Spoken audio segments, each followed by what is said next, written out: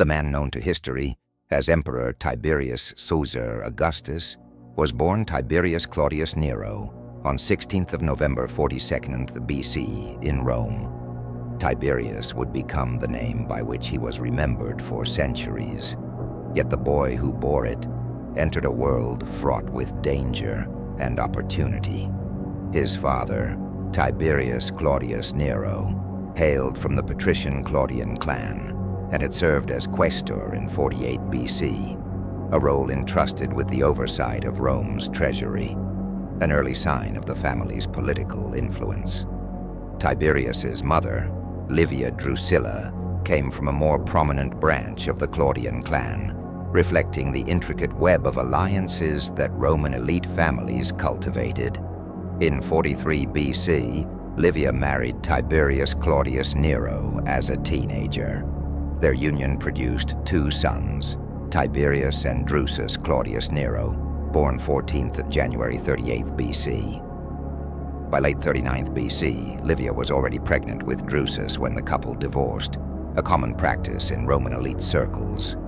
Shortly after Drusus's birth, Livia married Octavian, Julius Caesar's adoptive heir, and later Augustus, aligning herself with one of the most powerful men in Roman history. This marriage thrust Tiberius into the heart of Roman political life during one of its most turbulent eras. The Roman Republic in the 1st century BC had expanded rapidly across the Mediterranean and Gaul, yet its institutions struggled to contain the ambitions of powerful generals. Civil wars punctuated this period, including the confrontation between Pompey Magnus and Julius Caesar, whose victory and subsequent assassination in 44 BC left Rome vulnerable. Octavian, Tiberius's stepfather, initially shared control with Mark Antony, establishing dominance in the west while Antony ruled the east. Unknowingly, Tiberius was now part of a family destined to rule the empire. His biological father, Tiberius Claudius Nero, had shifted allegiances during these conflicts, ultimately supporting Mark Antony. After a failed uprising against Octavian in 41 BC, Nero fled to Sicily and then to Greece, leaving Livia free to move toward Octavian. Upon Nero's death in 33 to 32 BC, Octavian became guardian of Tiberius and Drusus. Remarkably, at the age of 9, Tiberius delivered the eulogy at his father's funeral, signaling early exposure to public responsibility. Tiberius's education was typical for a patrician. Early instruction at home, followed by grammar school at age 11 or 12, and later studies in rhetoric, philosophy, law, and history, which nurtured his lifelong literary interests. By 27 BC, Tiberius assumed the toga virilis, the symbolic transition to manhood, already participating in public ceremonies such as the Lucus Troiae.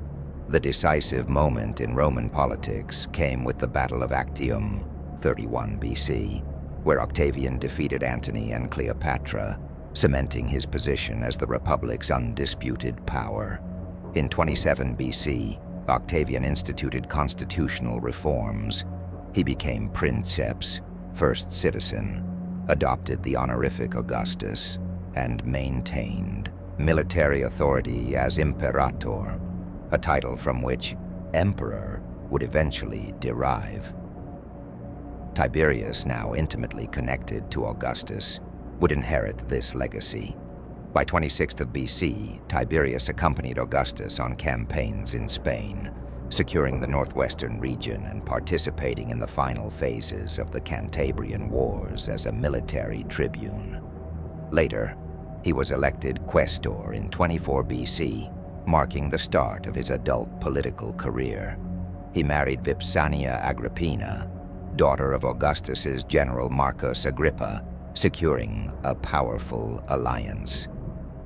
Military campaigns across Gaul and the Alpine regions followed, where he demonstrated strategic skill, discipline, and patience, consolidating Roman frontiers in Germania, Raetia, and Pannonia.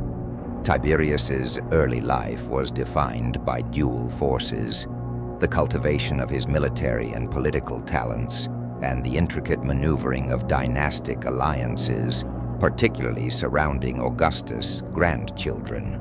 Initially, succession seemed destined for Augustus's biological line, specifically Gaius and Lucius Caesar, sons of his daughter Julia. However, untimely deaths in 2 AD, Lucius, and 4 AD, Gaius, shifted Augustus's favor toward Tiberius, who reluctantly assumed the path toward power. Tiberius's path to power was neither straightforward nor free of tension.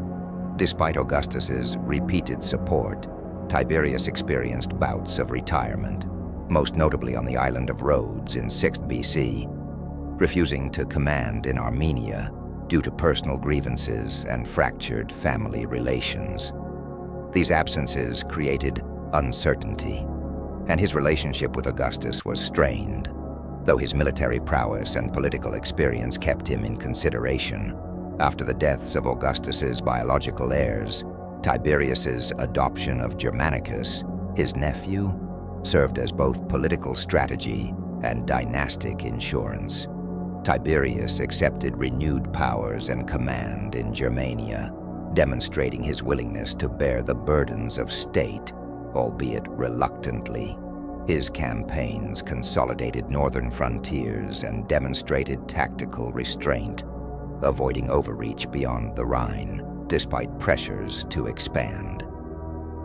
Early in his reign, mutinies erupted in Pannonia and Germania. Tiberius delegated suppression to his son Drusus the Younger and Germanicus, allowing him to govern from a distance. Despite criticism for perceived detachment, his hands-off strategy proved effective.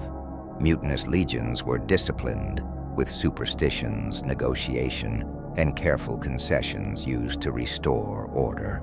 In 15 AD, Tiberius assumed the role of Pontifex Maximus, the highest religious office, but notably refused titles like Imperator or Pater Patriae, signaling a respect for traditional institutions and Senate authority. Initially, he supported senatorial autonomy, allowing debates to unfold without interference. Over time, however, this approach, combined with his silence, fostered frustration and misunderstanding, creating the perception of arrogance and aloofness. His domestic policies reflected cautious governance, restrictions on public entertainments, welfare measures during floods and famine, and intervention in courts against corruption.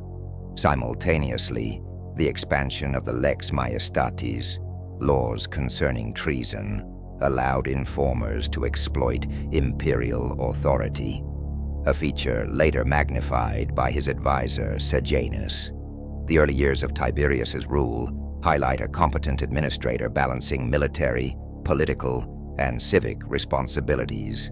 His consolidation of borders, upholding of Augustus's precepts, and measured approach to justice reflect a ruler whose reluctance to wield overt power coexisted with an unwavering commitment to order.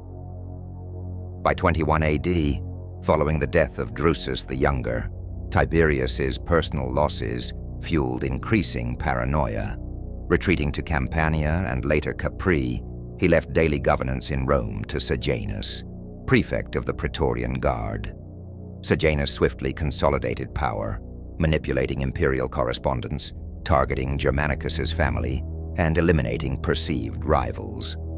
Tiberius's long absences allowed Sejanus to dominate Roman politics, executing senators, exiling families, and controlling appointments. Letters from Capri dictated life in Rome, creating a sense of omnipresent surveillance. The emperor's focus on law, order, and welfare persisted, but his isolation and reliance on Sejanus fostered a culture of fear, misinformation, and political brutality. The death of Tiberius's mother Livia in 29 AD and ongoing manipulations by Sejanus intensified the emperor's mistrust of his allies and family. Trials for maestas escalated, resulting in suicides, executions, and exile. Even members of Germanicus's family were not spared, as Sejanus sought to control the succession and eliminate threats. By 31 AD, Tiberius acted decisively against Sejanus, who was executed and displayed publicly. Yet the damage to Rome's political culture was irreversible. From Capri, Tiberius continued to govern with a mixture of justice, suspicion, and cruelty, demonstrating a profound shift from his earlier more moderate approach. Despite the harshness of his later years, Tiberius maintained an interest in public welfare, law, and infrastructure.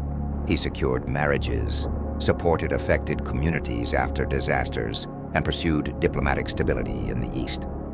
Yet, his reputation among contemporaries and later historians was irreversibly tainted by isolation, paranoia, and Sejanus's abuses of power. Tiberius died 16th March 37th AD at the age of 77. The exact circumstances remain uncertain, though most likely he succumbed to natural causes after a prolonged illness. His successor, Caligula, Gaius Caesar, son of Germanicus, would plunge Rome into tyranny and excess, solidifying Tiberius's reputation as a cautionary tale. History often remembers Tiberius as cruel and tyrannical, yet this overlooks his early achievements: skilled military campaigns, administrative prudence, devotion to public welfare, and adherence to Augustus's principles. The late corruption and fear, exacerbated by isolation and Sejanus's influence, obscured the accomplishments of a reluctant, capable ruler. Ultimately, Tiberius's reign poses a challenging question. Was he a competent and fair administrator undone by circumstance, or a tyrant whose darker instincts emerged over time? The truth, as so often in history, lies somewhere in between.